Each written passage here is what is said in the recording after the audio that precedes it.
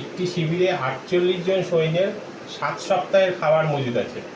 যদি ওই দলে আরও 8 জন সৈন্য যোগ দেয় তবে ওই পরিমাণ খাবারে কত সপ্তাহ চলবে? সুতরাং গণিতের ভাষায়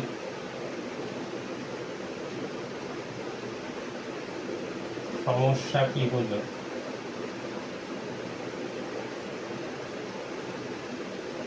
সৈন্য সংখ্যা।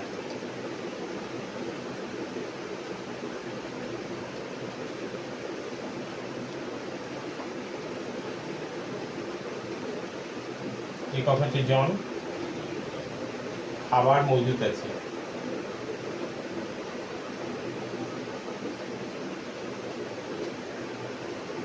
ব্র্যাকেটে সপ্তাহ, একক সপ্তাহ। 48 জন সৈন্যের খাবার মজুদ আছে হচ্ছে 7 সপ্তাহে। তাহলে এখানে আরো কতজন সৈন্য যোগ দিয়েছে? 8 জন। 48 যোগ 8, তাহলে 56 জন। 56 জন সৈন্যের ওই খাবারে কতদিন চলবে? তাহলে সৈন্য সংখ্যা যদি 48 জন হয় তাহলে তার 7 সপ্তাহ ওই খাবার, যে পরিমাণ খাবার মজুদ আছে তাতে যায়। সৈন্য সংখ্যা যদি বেড়ে যায় অর্থাৎ 56 জন হয় তাহলে নিশ্চয়ই কম দিন যাবে খাবারটা। তাহলে এদিকে যখন বাড়ছে সৈন্য সংখ্যা, ওদিকে তখন খাবার কম সপ্তাহ যাবে, কম দিন যাবে, অর্থাৎ এদিকে বাড়লে ওদিকে কমছে। তাহলে এদের মধ্যে আছে ব্যস্ত সম্পর্ক। সুতরাং সৈন্য সংখ্যা ও খাবার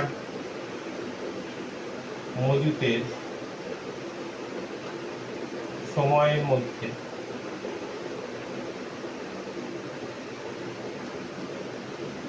ব্যস্ত সম্পর্ক।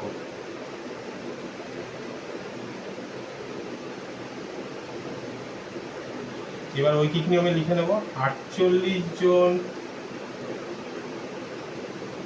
সৈন্যের মজুদ খাবারে যাবে 7 সপ্তাহ। তাহলে একজন সৈন্যের মজুদ খাবারে যাবে 48 জন, যে পরিমাণ মজুদ খাবার আছে তাতে 7 সপ্তাহ গেলে একজনের আরো বেশি যাবে। তাহলে 7 গুণ 48 সপ্তাহ।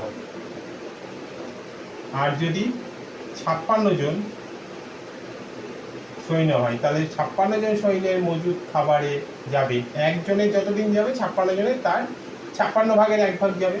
তাহলে 7 গুণ 48 বাই 56 এত সপ্তাহ।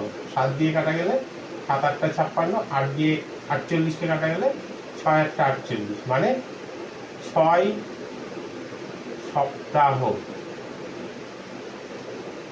ওই দলে